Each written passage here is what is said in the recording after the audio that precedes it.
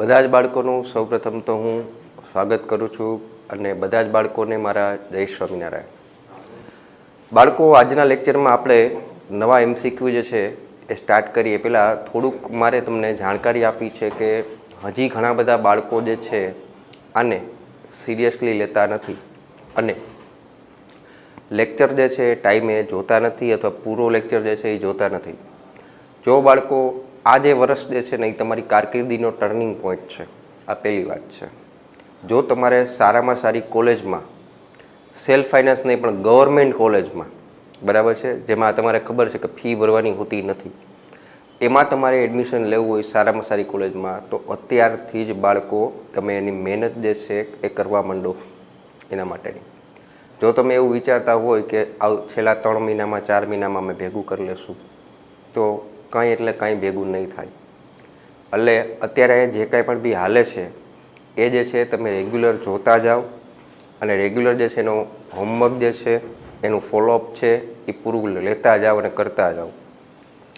ઘણી બધી વાર હું વોટ્સઅપમાં જોઉં છું કે નિમેશ સર તમને ખીજાઈને કહેતા હોય કે તમે જોઈન કરો, તમે જોડાઓ, તમે લેક્ચર જુઓ, બરાબર છે.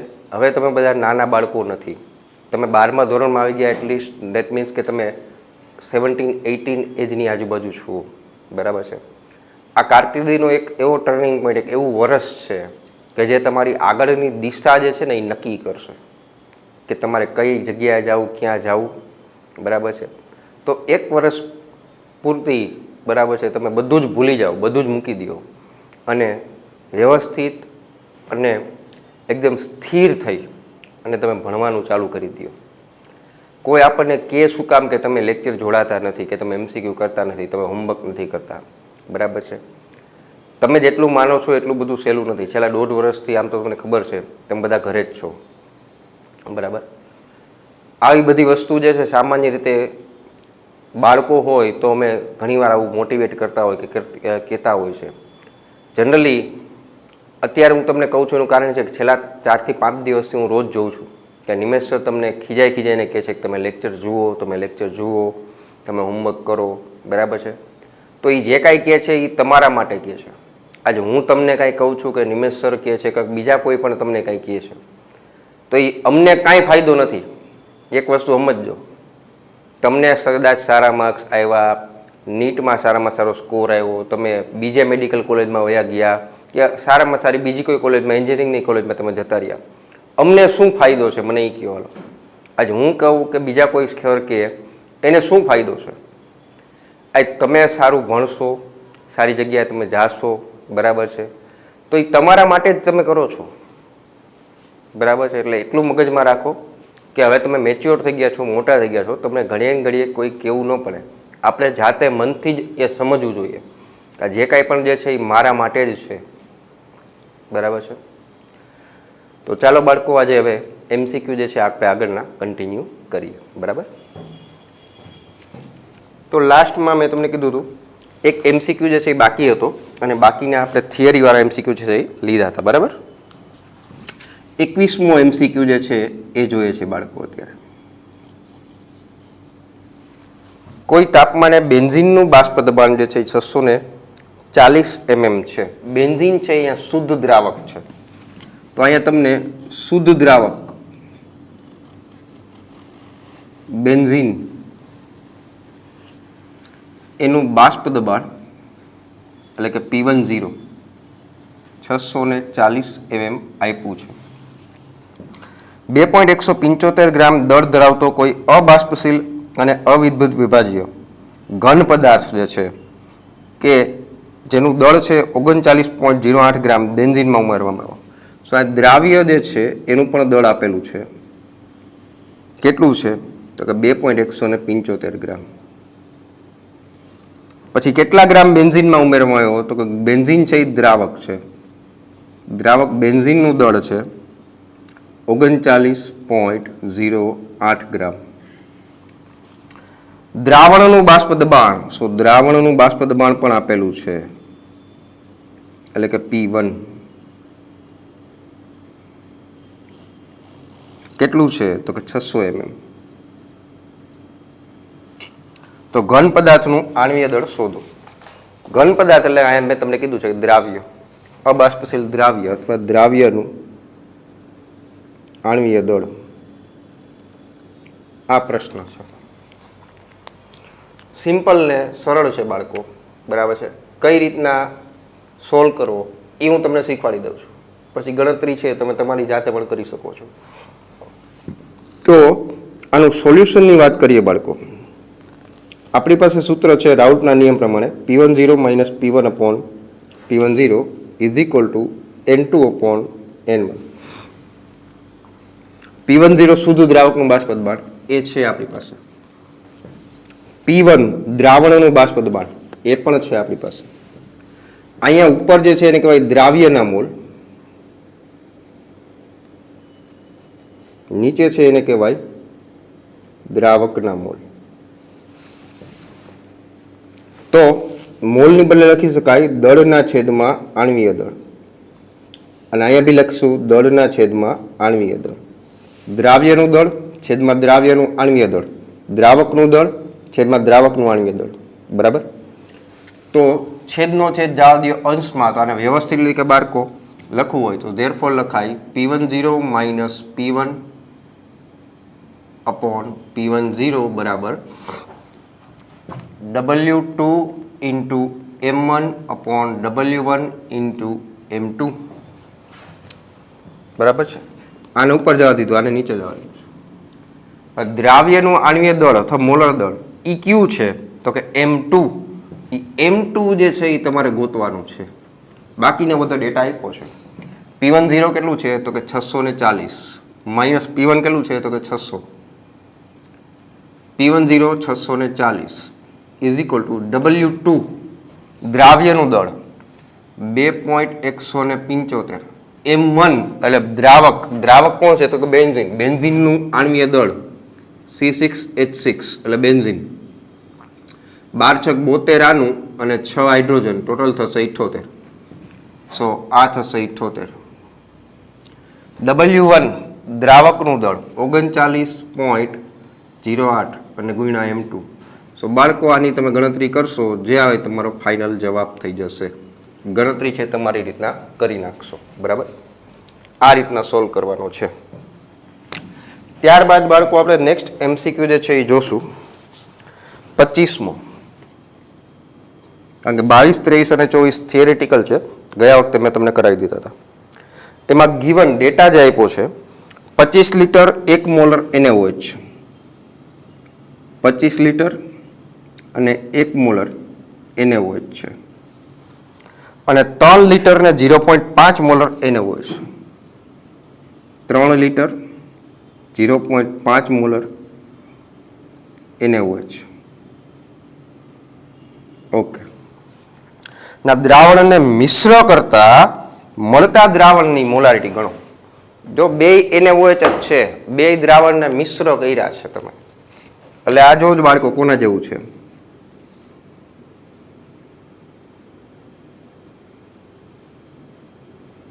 મારી પાસે અહીંયા એક પેલા દ્રાવણ હતું, જે કેટલું હતું તો કે 25 લિટર, સોરી 2.5 લિટર, 2.5 લિટર અને 1 મોલર NaOH હતું. એમાં મેં બહારથી ઉમેર્યું, શું ઉમેર્યું તો કે 3 લિટર અને 0.5 મોલર NaOH, એનું એ જ ઉમેર્યું છે. એટલે એ બેને આપણે મિશ્ર કર્યા છે. તો એ મિશ્ર કર્યા બાદ જે દ્રાવણ બન્યું એની મોલારિટી કેટલી છે એ તમારે ગોતવાની છે. બરાબર. તો આવું જ્યારે કરે પણ પૂછાય તો સોલ્વ કઈ રીતના કરવાનું તો કે પ્રારંભમાં આટલું હતું, આને કહી દો M1, આને કહી દો V1, પ્રારંભિક સાંદ્રતા પ્રારંભિક કદ. પછી આટલું પાછળથી આપણે ઉમેર્યું તો આને કહી દો V2 અને આને કહી દો M2. તો ઉમેર્યા બાદ આ બેને મિક્સ તમે કર્યા તો એના પછીનું કદ કેટલું થાય તો કે ઉમેર્યા બાદ અથવા મિશ્ર કર્યા બાદ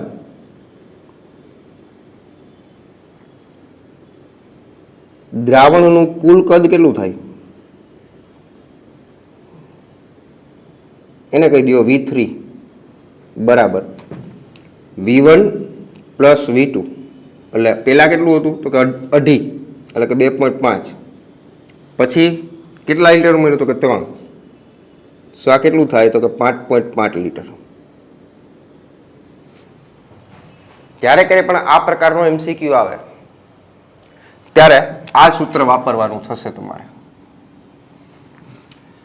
M1V1 પ્લસ M2V2 બરાબર M3V3 M1V1 ને M2V2 એ જે મિશ્ર થાય છે એ અને આ મિશ્ર થઈ ગયા ત્યારબાદનું તો બાકીનો બધો ડેટા આપણી પાસે છે તો M3 બરાબર લખાય M1V1 plus M2V2 it gives upon V3 M1V1 1 ગુણ્યા 2.5 પ્લસ M2 0.5 ગુણ્યા 3 અને ભાંગા ટોટલ V3 ઉમેર્યા પછીનું કદ 5.5 તો બાળકો અહીંયા જે આવે એ તમારો જવાબ થઈ જશે આપણે ગણતરીમાં સમય નહીં બગાડીએ તમે જાતે બી કરી શકો છો ચાલે તો આ રીતના ઉમેરો કર્યો છે સો ઉમેર્યા પછીનું કુલ કદ આટલું M1V1 plus M2V2 is equal to M3V3 A M3 એટલે મિશ્ર થઈ ગયા બાદ જે દ્રાવણ બને છે એની સાંદ્રતા ખ્યાલ આવી ગયો બાળકો ટપો પડી ગયો બધાને તો ચાલો એના પછીનો જોઈએ થિયરેટિકલ છે 26મો એક દ્રાવણ M2 આણ્વીય દળ ધરાવતા એક અબાષ્પશીલ દ્રાવ્ય પદાર્થ ધરાવે છે સો દ્રાવ્યનું આણ્વીય દળ તમને આપ્યું છે M2 શું આપ્યું છે M2 તો આપેલામાંથી અભિસરણ દબાણ પદ્ધતિ પરથી કઈ રીતે દ્રાવ્યનો અણુભાર મેળવી શકાય હવે ભાઈ 4 ઓપ્શન તમને આપ્યા છે તો અભિસરણ દબાણ પદ્ધતિ છે એની ઉપરથી કઈ રીતના તમે મેળવશો તો કે અભિસરણ દબાણ પદ્ધતિમાં આપણી પાસે છે પાઈ બરાબર CRT સી સાંદ્રતા મોલારિટીમાં એટલે લખાય N/V RT સાંદ્રતા એટલે મોલ પ્રતિ લીટર મોલને બદલે લખાય દળના છેદમાં આણ્વીય દળ સો આને લખશું W2 upon M2 V into RT દ્રાવ્યનું દળ છેદમાં દ્રાવ્યનું આણ્વીય દળ અહીંયા તમારે N2 લખો એટલે લખી શકો છો એટલે દ્રાવ્યની વાત કરે છે કવિ કોની વાત કરે છે દ્રાવ્યની સી સાંદ્રતા સાંદ્રતા એટલે મોલ પ્રતિ લીટર તો તમારે દ્રાવ્યનું આણ્વીય દળ મેળવવું છે તેના માટેનું કયું સૂત્ર લાગુ પડ્યું તો ધેરફોર આના માટે લખી શકાય M2 બરાબર W2 RT upon પાઈ V આ તમારો આન્સર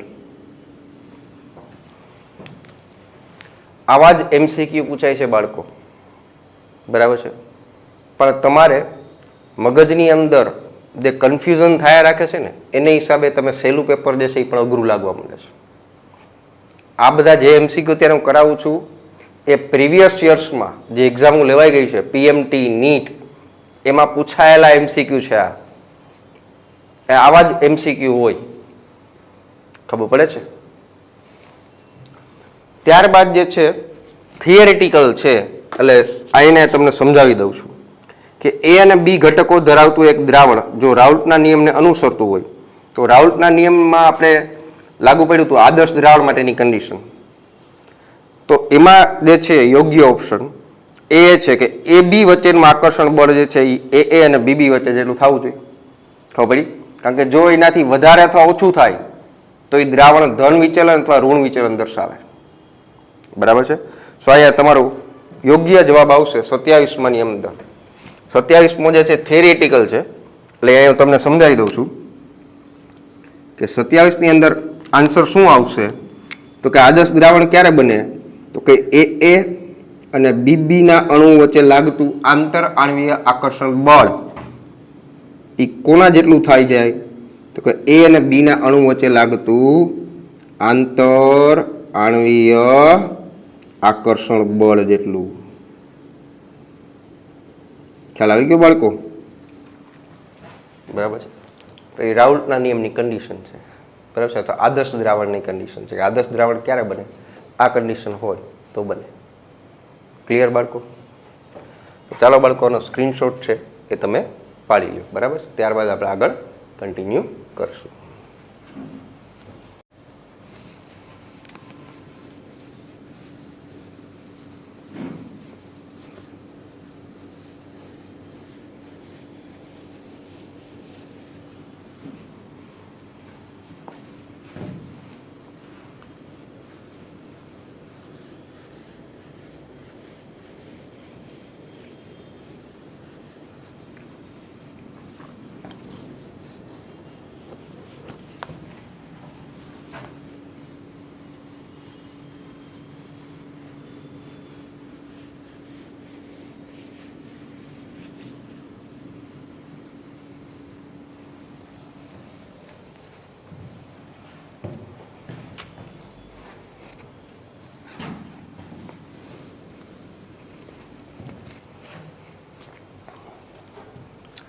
ચાલો બાળકો, નેક્સ્ટ એના પછીનું છે, આપણે જોઈએ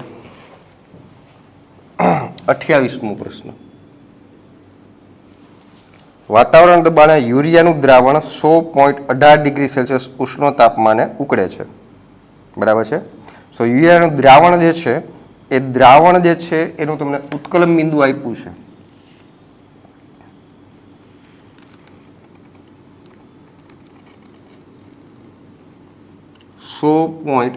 ડિગ્રી સેલ્સિયસ, જેનો અણુભાર 56 ગ્રામ. યુરિયા જે છે એ દ્રાવ્ય છે. સો દ્રાવ્ય યુરિયા એનું આણ્વીય દળ આપ્યું છે 56. પાણી માટે કેએફ અને કેબી ના મૂલ્ય પણ આપ્યા છે. કેએફ આપ્યું છે 1.86 અને પાણી છે, ન આપે તો લઈ લેવાનું. કેબી આપ્યું છે 0.52. તો ઉપરના દ્રાવણનું ઠાર બિંદુ તમારે ગોતવાનું છે. દ્રાવણનું ઠાર બિંદુ ગોતવાનું છે. આ પ્રશ્ન પૂછાયેલો છે PMT 2005માં. તો ચાલો બાળકો, શું કરશું? પહેલાં તો આપણી પાસે બે સૂત્ર છે. આનું સોલ્યુશનની વાત કરીએ. શું છે? તો કે ડેલ્ટા ટીબી બરાબર કેબી ઇન્ટુ એમ અને ડેલ્ટા ટીએફ બરાબર કેએફ ઇન્ટુ એમ થાય. દ્રાવણનું ઠાર બિંદુ છે એ મેળવવા માટે સૌથી પહેલાં તો ડેલ્ટા ટીએફ ગોતવું પડશે. પણ એ ડેલ્ટા ટીએફ મેળવવા માટે કેએફ છે પણ મોલાલિટી નથી. તો શું કરશું? તો એના માટે આપણે આમ કરી શકાય. અહીંયા મોલાલિટીને કરતા બનાવો. સો એમ બરાબર લખી શકાય ડેલ્ટા ટીબી અપોન કેબી. આને કરતા બનાવવાને છેદમાં જવા દો. તો અહીંયા બી લખી શકાય એમ બરાબર ડેલ્ટા ટીએફ અપોન કેએફ. આ બી મોલાલિટી, આ બી મોલાલિટી. તો આ બંનેને તમે સરખાવી નાખો. સો ધેરફોર ડેલ્ટા ટીબી અપોન કેબી બરાબર ડેલ્ટા ટીએફ અપોન કેએફ. આવું થાય. હજો કેબી અને કેએફ આ બંને તો છે જ. ડેલ્ટા ટીએફ ગોતું છે પણ ડેલ્ટા ટીબી નથી આપણી પાસે. ડેલ્ટા ટીબી નથી પણ દ્રાવણનું ઉત્કલન બિંદુ તો છે ને. તો ડેલ્ટા ટીબી બરાબર શું થાય બાળકો? તો કે સર ડેલ્ટા ટીબી બરાબર દ્રાવણનું ઉત્કલન બિંદુ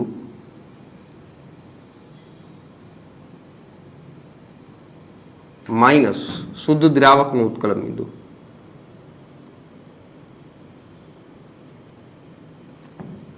દ્રાવણનું છે 100.18. દ્રાવક તરીકે પાણી, પાણીનું ઉત્કલન બિંદુ ડિગ્રી સેલ્સિયસમાં કેટલું થાય? તો કે 100. એટલે આ 0.18 ડિગ્રી સેલ્સિયસ હશે. ડેલ્ટા ટીબી મળી ગયો. તો એની કિંમત આ મૂકો. સો ધેરફોર 0.18 છેદમાં 0.52 બરાબર ડેલ્ટા ટીએફ અને કેએફ કેટલું છે? 1.86. તો આની ઉપરથી બાળકો સો ધેરફોર ડેલ્ટા ટીએફ બરાબર 0.18 ગુણ્યા 1.86 ભાંગ્યા 0.52 અહીંયાથી તમને ડેલ્ટા TF મળશે. તમે એમ કહો સર આન્સર આવી ગયો, સર આન્સર આવી ગયો. અરે બુઠા, એ આન્સર નથી આવ્યો. દ્રાવણનું ઠાર બિંદુ ગોતવાનું છે. આ તો ઠાર બિંદુમાં થતું અવનયન મળ્યું છે, એટલે પ્રશ્નમાં 2 વાર વાંચવું. તો હજી એક સ્ટેપ અહીંયા કરવું પડશે. કયું સ્ટેપ? તો કે ડેલ્ટા TF બરાબર શુદ્ધ દ્રાવકનું ઠાર બિંદુ માઇનસ દ્રાવણનું ઠાર બિંદુ. દ્રાવણનું ઠાર બિંદુ તો મૂળ પ્રશ્ન છે. ડેલ્ટા TF અહીંથી આપણે જે કિંમત મળે છે એ, અને દ્રાવક પાણી છે, પાણીનું ઠાર બિંદુ 0 ડિગ્રી સેલ્સિયસ થાય.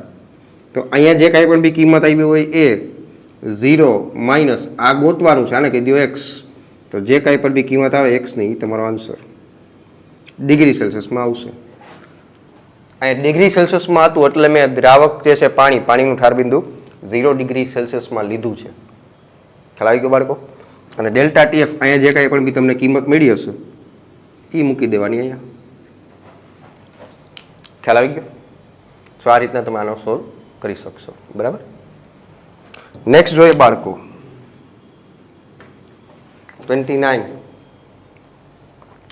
એક દ્રાવણમાં પેન્ટેન અને હેક્ઝેનના મોલનો ગુણોત્તર 1:4 છે. પેન્ટેન અને હેક્ઝેનના મોલનો ગુણોત્તર, that means N of pentane N of hexane, એના મોલનો ગુણોત્તર 1:4 એટલે 1/4. શુદ્ધ હાઇડ્રોકાર્બનના બાષ્પ દબાણ 20 ડિગ્રી સેલ્સિયસ તાપમાને 440 mmHg. સો પેન્ટેન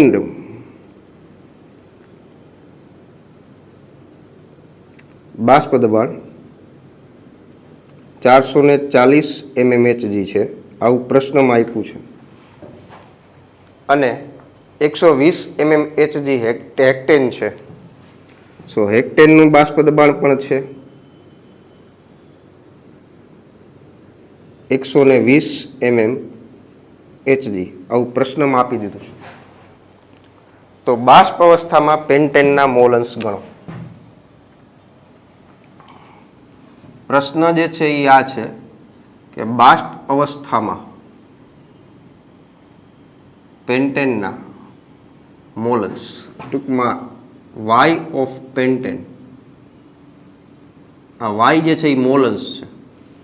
બાષ્પ અવસ્થામાં કીધું છે એટલા માટે સૂત્ર બહુ અગત્યનું છે. તો આની ઉપરથી ગણતરી કઈ રીતના કરશું બાળકો એ જોઈએ. અહીંયા એમ કહી શકાય કે પેન્ટેનનો મોલ 1 છે, હેક્ઝેનના મોલ 4 છે. તો કુલ મોલ કેટલા થાય? તો કે સૌથી પહેલા તો કુલ મોલ બરાબર 1 + 4 એટલે આ થઈ જશે 5. બરાબર છે. તો આની સૌથી પહેલા આપણે શું કરશું? તો કે બંનેના બાષ્પ દબાણ શુદ્ધ અવસ્થામાં આપ્યા છે, તો બંનેના મોલ અંશ હોય તો કુલ બાષ્પ દબાણ જે છે એ તમને મળી જશે. સો એના માટેનું તમે પહેલા આ સૂત્ર વાપરો કે P ટોટલ બરાબર P0A × XA plus P0B × XB. આ હેક્ઝેનનું, આ પેન્ટેનનું. એ છે એ પેન્ટેન લીધું છે, બી છે એ હેક્ઝેન લીધું છે. તો પેન્ટેનનું બાષ્પ દબાણ એટલે P0 એ કેટલું છે? તો કે 440. XA એટલે પેન્ટેનના મોલ અંશ. પેન્ટેનના મોલ અંશ એટલે પેન્ટેનના મોલ છેદમાં કુલ મોલ. પેન્ટેનના મોલ છે એ 1 છે અને કુલ મોલ છે એ 5 છે, પ્લસ P0B એટલે હેક્ઝેન માટેનું. આ જે છે એ છે 120 ગુણ્યા XB હેક્ઝેનના મોલ અંશ એટલે હેક્ઝેનના મોલ એટલે 4 છેદમાં કુલ મોલ 4/5. અહીંયા જે તમે ગણતરી કરશો એ કુલ જે છે બાષ્પ દબાણ એની થઈ ગઈ. અહીંયા તમને બાષ્પ અવસ્થામાં પેન્ટેનના મોલ અંશ કીધા છે, આ ભૂલવાનું નહીં, બાષ્પ અવસ્થામાં કીધા છે. તો બાષ્પ અવસ્થામાં મોલ અંશ જે છે મેળવવા માટેનું સૂત્ર છે આપણી પાસે બાષ્પ અવસ્થામાં જે મોલસ મેળવી શકાય એ કઈ રીતના મેળવાય? તો કે બાષ્પ અવસ્થામાં બાષ્પ દબાણ હોય એટલે કે પી ઓફ પેન્ટેન, બાષ્પ દબાણ એટલે કે ઘટકનું આંશિક દબાણ ઇઝ ઇક્વલ ટુ કુલ દબાણ ગુણ્યા એના મોલસ. યાદ આવે છે? બાષ્પ અવસ્થામાં આંશિક દબાણ બરાબર આંશિક બાષ્પ દબાણ ઇઝ ઇક્વલ ટુ કુલ બાષ્પ દબાણ ગુણ્યા એના મોલસ. યાદ આવ્યું કાંઈ? આજે છે આપણે સૂત્ર લીધું હતું કે આંશિક બાષ્પ દબાણ બરાબર કુલ બાષ્પ દબાણ ગુણ્યા એના મોલસ. બાષ્પ અવસ્થામાં છે એટલે ધ્યાન રાખો. તો આ મારે જોઈએ છે. સો વાય ઓફ પેન્ટેન એ જોઈએ છે બરાબર આંશિક બાષ્પ દબાણ પેન્ટેનનું એના છેદમાં પી ટોટલ. આ જે છે એ ક્યાંથી મળશે? તો કે 440/5 એ આ પેન્ટેનનું. ખબર પડી? બરાબર છે. ચાલો સાથોસાથ ગણતરી પણ કરી લઈએ એટલે વળી જવાબ. કેલ્ક્યુલેટર ક્યાં? ઓકે, અહીંયા જ છે. 440/5 88 આવે છે 88 અને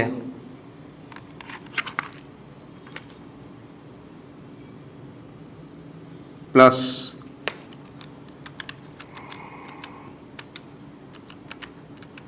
96 આ 96 આવે છે ટોટલ 184. બરાબર છે. સો કુલ જે છે એ આવી ગયું 184. એમાંથી પેન્ટેનનું કેટલું આવતું હતું? પેન્ટેનનું કેટલું આવતું હતું? 88. યા બરાબર છે.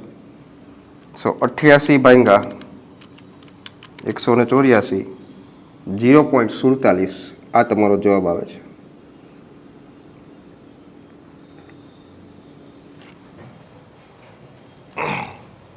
ખ્યાલ આવી ગયો બાળકો? સો આ રીતના તમે ગણતરી કરી શકશો. બરાબર. સારો MCQ છે. PMT 2005માં પૂછાયેલો છે. તો ચાલો બાળકો શાંતિથી આ જોઈ લો અને આનો સ્ક્રીનશોટ છે પાડી લ્યો.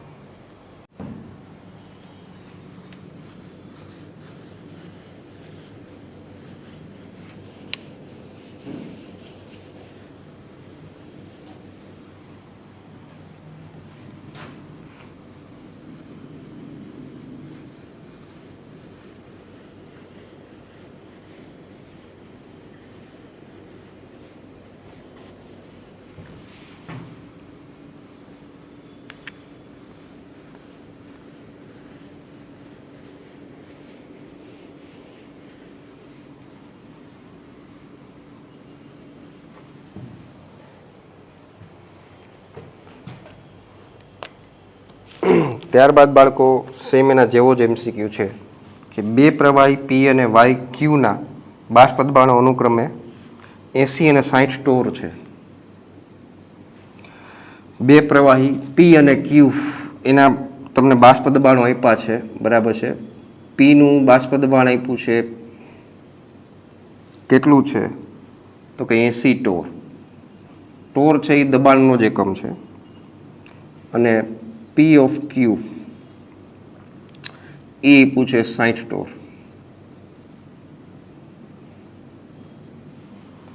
જો પીના 3 મોલ અને ક્યુના 2 મોલ મિશ્ર કરવામાં આવે તો ઉત્પન્ન થતું બાષ્પ દબાણ કેટલું થશે? પીના મોલ કેટલા છે? તો કે 3. ક્યુના મોલ કેટલા છે? તો કે 2. એને મિશ્ર કરવામાં આવે તો જે દ્રાવણ બનશે મિશ્ર કર્યા બાદ એનું બાષ્પ દબાણ કેટલું થાય? આવો પ્રશ્ન છે. બહુ સિમ્પલ અને બહુ સરળ છે બાળકો. પહેલાં તો તમે આ બેને મિશ્ર કર્યા હોય તો મિશ્ર કરતા કુલ મોલ કેટલું થાય? બરાબર 3 + 2 5 મોલ થાય કે નહીં? આપણી પાસે સૂત્ર છે એનો જ ઉપયોગ કરવાનો છે. પી ટોટલ આ ગોતવાનું છે કે મિશ્ર થઈ ગયા બાદ કુલ બાષ્પ દબાણ કેટલું થાય તો ગોતવાનું છે. તો બહુ સિમ્પલ અને બહુ સરળ છે બરાબર. આપણી પાસે સૂત્ર છે P0A ઇન્ટુ એક્સ છે, P0B ઇન્ટુ એક્સ બી. પણ કારણ કે આપણને અહીંયા P અને Q આપ્યા છે એટલા માટે અહીંયા લેશું આપણે P, અહીંયા લેશું Q. બરાબર છે. અહીંયા P0P અને P0Q આ બંને કિંમત છે આપણી પાસે. XP અને XQ દેટ મીન્સ P ના મોલન્સ અને Q ના મોલન્સ. મોલન્સ એટલે ઘટકના મોલ છેદમાં કુલ મોલ. P0P અહીંયા 80 ગુણ્યા XP એટલે P ના મોલન્સ એટલે P ના મોલ છેદમાં કુલ મોલ 3/5 પ્લસ P0Q 60 ગુણ્યા XQ Q ના મોલન્સ એટલે Q ના મોલ છેદમાં કુલ મોલ. જે કરશો બાળકો એ તમારો જવાબ. બહુ સિમ્પલ અને બહુ સરળ છે.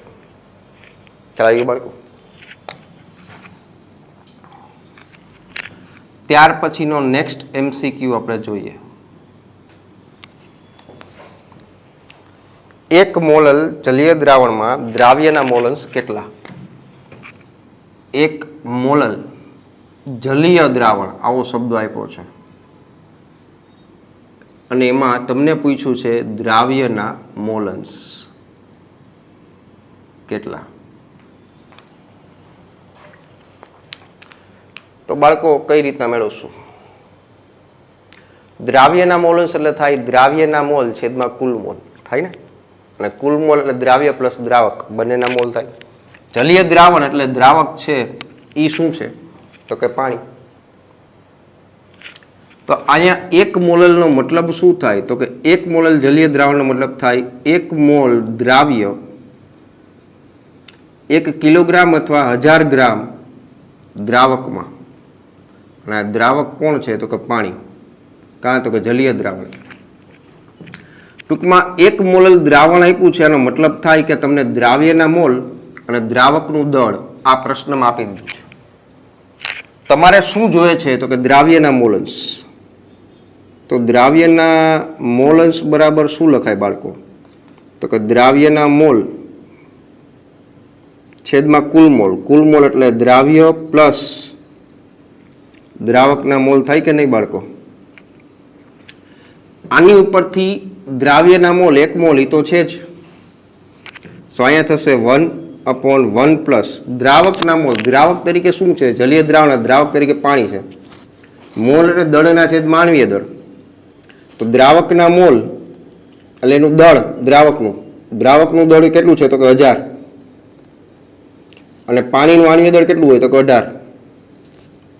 આ દ્રાવકના મોલ, આ દ્રાવ્યના મોલ, દ્રાવ્યના મોલ. સો આ થશે 1/1 પ્લસ 1000 છેદમાં તમે 18 કરશો એટલે એ સામાન્ય રીતે કિંમત આવે છે પાણીની સાંદ્રતા 55.55. સો આ થઈ જશે 1/56.55 જે આવે એ બાળકો તમારો જવાબ.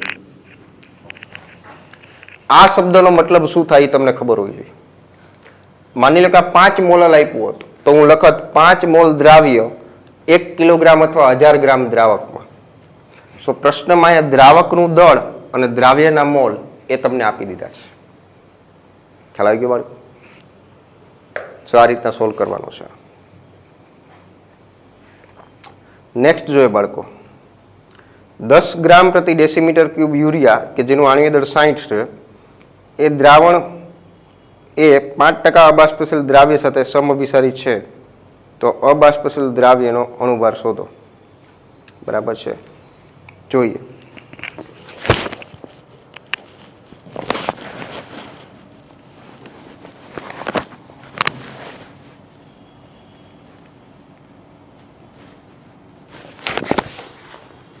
દસ ગ્રામ પ્રતિ ડેસીમીટર ક્યુબ 10 ગ્રામ પ્રતિ ડેસીમીટર ક્યુબ યુરિયાનું દ્રાવણ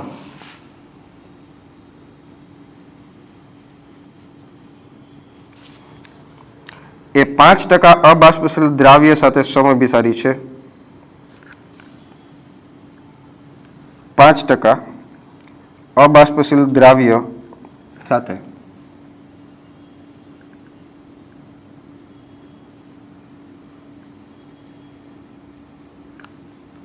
સમઅભિસારી.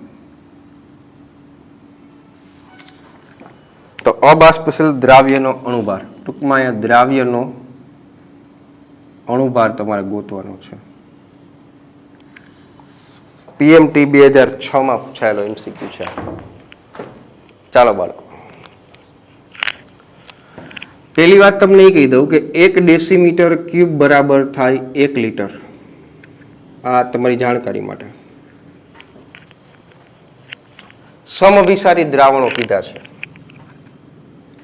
દ્રાવ્યનો અણુભાર ગોતવાનો છે. તો પહેલી વાત લખી શકાય કે સમઅભિસારી દ્રાવણો માટે π1 બરાબર લખશું આપણે π2. સમઅભિસારી મતલબ કે જેના અભિસરણ દબાણ સરખા છે. બરાબર. આ π1 લીધું છે એ યુરિયાના દ્રાવણ માટેનું છે, અને આ અબાષ્પશીલ દ્રાવ્ય માટે લીધું છે.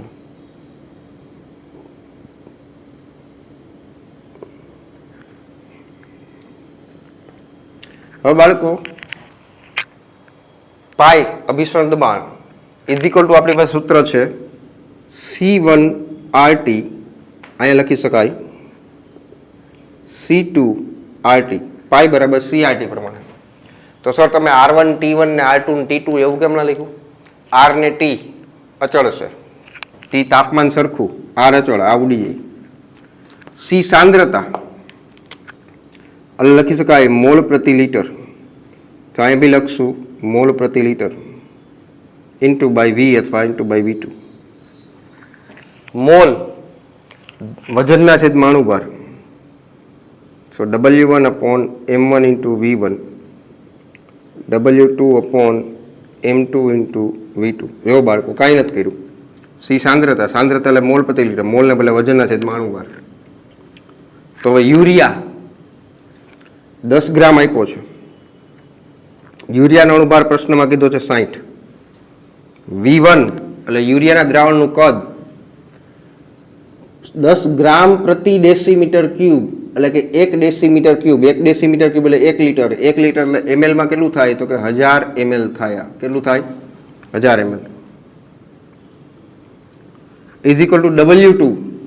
5% બાષ્પશીલ દ્રાવ્ય, મતલબ કે 5 ગ્રામ દ્રાવ્ય છે એ 100 ગ્રામ દ્રાવણમાં છે. સો આ થશે કેટલું? તો કે 5.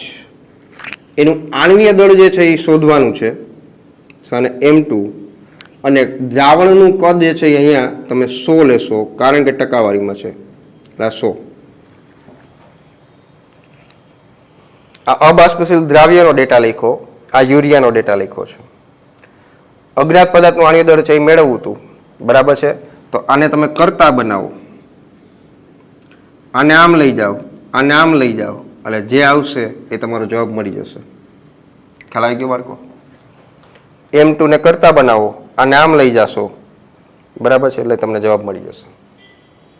બરાબર.